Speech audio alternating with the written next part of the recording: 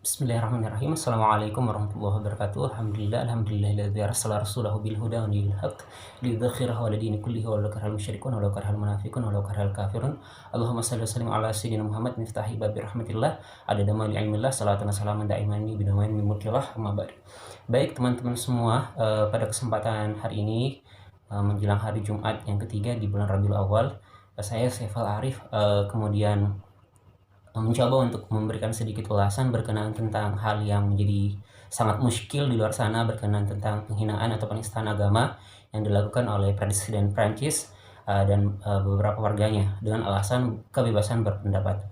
Maka saya ingin mencoba memberikan sedikit tambahan informasi, memberikan uraian dari sekian banyak kebingungan yang mungkin bisa terjadi atau distorsi berkenaan tentang isu-isu tersebut.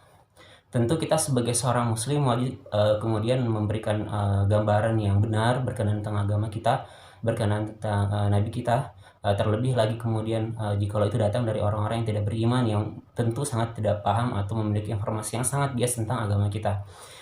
Maka dari itu saya mencoba memberikan sedikit pembukaan dari apa yang kita dengarkan di luar sana dengan sebuah kitab yang mungkin teman-teman perlu jadikan sebuah referensi, utamanya bagi teman-teman yang bermazhab Hambali atau siapapun itu sebagai seorang muslim. Ulasan yang diberikan oleh Syekhul Islam Ibnu Taimiyah berkenaan tentang Sharimul Maslul, Satir Rasul, hukum berkenaan bagi seorang yang kemudian melakukan penistaan terhadap baginda Nabiullah Muhammad SAW. Maka dalam kitabnya ini Ibnu Taimiyah mengatakan bahwa para ulama kita itu telah menyepakati oleh jumhur berkenaan tentang sanksi hukuman mati bagi penista agama atau orang yang kemudian melakukan penistaan terhadap baginda Nabiullah Muhammad SAW. Namun dengan sangat ilmiahnya beliau memberikan ulasan berkenaan tentang pendapat Ibnu Taimiyah memberikan ulasan berkenaan tentang pendapat Abu Hanifah berkenaan tentang penistaan Nabiullah Muhammad SAW dan mengatakan bahwa Abu Hanifah berpendapat bagi penista agama mereka kadar hukuman minimalnya adalah dipenjarakan atau ditangkap. Sebagaimana kemudian apa yang diadopsi atau apa yang dilakukan oleh negara kita di Indonesia, orang-orang yang melakukan penistaan agama itu kemudian dipenjarakan. Berbeda dengan orang atau di negara lain seperti Pakistan yang kemudian menggunakan pendapat jumhur dalam hal ini untuk kemudian memberikan sanksi atau diberikan sanksi kepada orang-orang yang melakukan penistaan terhadap agama atau kepada Nabiullah Muhammad SAW. Bismillahirrahmanirrahim. Assalamualaikum warahmatullahi wabarakatuh. Alhamdulillahilladzi arsala rasulahu bil huda wa dinil haqq liyudhhirahu 'ala dini kullihi walau karihal musyrikun walau karihal munafiqun walau karihal kafirun. Allahumma shalli wa sallim ala sayyidina Muhammad miftahi babi rahmatillah adada ma ilmillah salatan wa salaman da'iman bidawami mulkillah amma ba'd. Baik teman-teman semua, pada kesempatan sore hari ini saya sedikit berupaya memberikan beberapa tambahan informasi berkenaan tentang hal-hal yang muskil di luar sana berkenaan tentang penistaan Nabi kita Nabiullah Muhammad SAW. Maka pada hari ini Kamis menjelang Jumat ketiga di bulan Rabiul Awal, bulan Maulid Nabiullah Muhammad, saya kemudian mencoba sedikit memberikan tambahan informasi bagi teman-teman untuk mengurai beberapa hal yang bias di luar sana. Baik, mulai dari penetapan atau sanksi hukum bagi orang yang melakukan penistaan terhadap agama atau pada Nabiullah Muhammad SAW. Ibnu Taimiyah kemudian menulis sebuah kitab yang berjudul Sharimul Maslul ala Satir Rasul. Beliau kemudian mengatakan bahwa jumhur ulama bersepakat bahwa orang-orang yang melakukan penistaan terhadap agama itu wajib untuk diberikan sanksi oleh negara berupa hukuman mati. Jadi sanksi ini kemudian disepakati oleh 3 ulama mazhab Sunni Islam, yakni Syafi'i, Hambali, dan Maliki. Namun dengan sangat ilmiahnya Ibnu Taimiyah dengan penguraian yang cukup kompleks dan cukup dalam kitabnya ini, beliau menyampaikan bahwa salah satu mazhab Sunni Islam yakni Hanafiyah mengatakan bahwa sanksi bagi seorang yang melakukan penistaan terhadap agama kadar minimalnya adalah ditangkap atau dipenjarakan. Dan ini mungkin yang kemudian diadopsi oleh negara kita Indonesia yang kemudian menangkap atau memenjarakan orang-orang yang kemudian melakukan penistaan terhadap agama, seperti apa yang terjadi bagi Bapak Basuki Cahayapurnama yang kemudian telah menjalani masa hukumannya karena melakukan penistaan terhadap ayat suci Al-Quran. Maka dalam konteks jurisprudensi Islam, dia yang ditangkap itu adalah para penista agama, adalah sanksi teringan yang kemudian bisa diberikan bagi mereka. Karena menurut Imam Abu Hanifah, bahwa orang yang melakukan penistaan terhadap agama sebenarnya adalah orang-orang yang kemudian mengalami sedikit gangguan mental. Mohon maaf, ini terminologi yang beliau gunakan, mengalami sedikit gangguan mental. Nah, dengan ditangkap diharapkan ada cara untuk menstimulasi dia agar bisa kemudian kembali pada kondisi mentalitas yang sehat, dengan kemudian memperbaiki apa yang kemudian dia lakukan.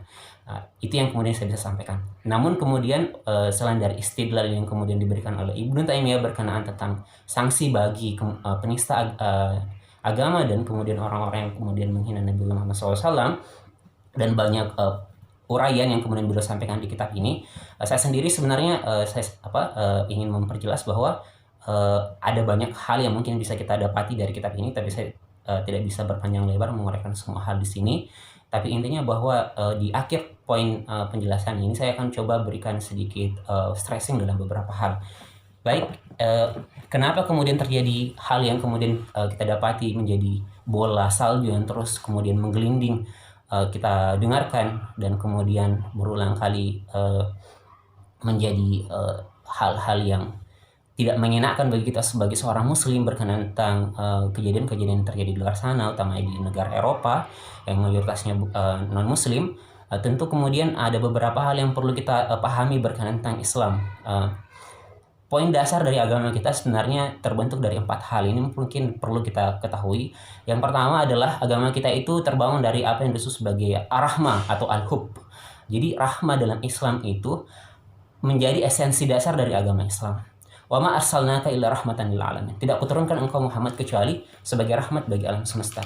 Jadi inti risalah ini ada, Al-Qur'an ini kemudian diwahyukan, revelation, kepada Nabiullah Muhammad SAW dan kemudian didakwahkan hingga 14 abad di masa kita saat ini, tidak lain adalah untuk memberikan rahmat kepada segenap alam semesta, tidak hanya kepada manusia tapi kepada seluruh kehidupan yang ada di alam semesta. Tidak hanya kepada manusia, binatang, hewan, bahkan tumbuhan sekalipun. Silahkan diurai dalam berbagai macam kitab fikih, kita menemukan berbagai macam keindahan, beauty of law, keindahan dalam syariat Islam berkenaan tentang banyak hal. Salah satu tesis disertasi S3 Profesor Kreshab, saya pikir pernah kita dengarkan, berbicara tentang bagaimana mukjizat Al-Quran berkenaan tentang hukum atau law. Saya tidak ingin berpanjang lebar tentang itu. Intinya bahwa esensi dasar Islam sebenarnya adalah al-hub atau rahmah.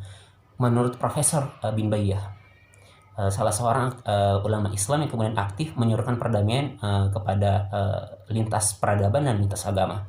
Yang kedua, bahwa esensi dasar dari Islam itu adalah ukhuwah, persaudaraan, egalitarianisme, kesetaraan, bahwa kita semua ini dari Adam dan Adam itu diciptakan dari tanah. Kullukum min Adam wa Adam min turab. Kita semua ini diciptakan dari Adam dan Adam itu dari tanah. Sehingga tidak ada yang membedakan antara orang yang berkulit putih dan orang yang berkulit hitam, tidak ada yang membedakan antara orang yang bermata biru dan orang bermata coklat. Mereka semua sama di sisi Allah Subhanahu wa taala dan mereka tidak dibeda-bedakan kecuali kadar kedekatan mereka kepada Allah Subhanahu wa taala. Jadi al-hub sebagai pondasinya, rahmah yang kedua yang terbangun dari situ adalah persaudaraan, egalitarianisme atau kesetaraan.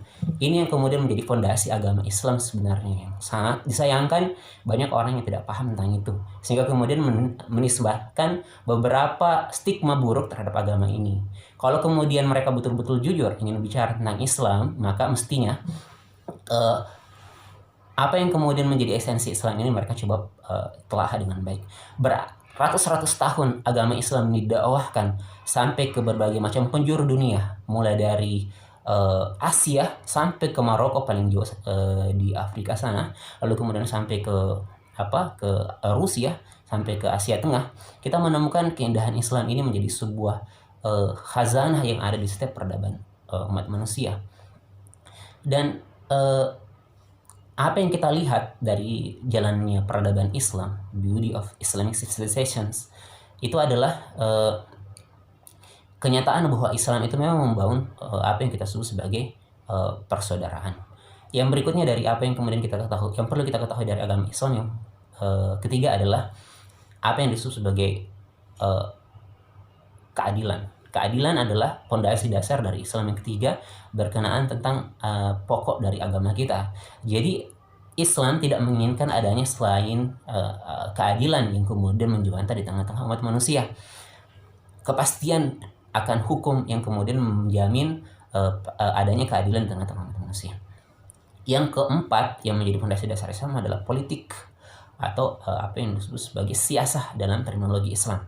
Siasah adalah poin terakhir yang paling belakangan setelah 3 pondasi yang kemudian saya sampaikan tadi. Jadi kalau kemudian kita mendapati bahwa beberapa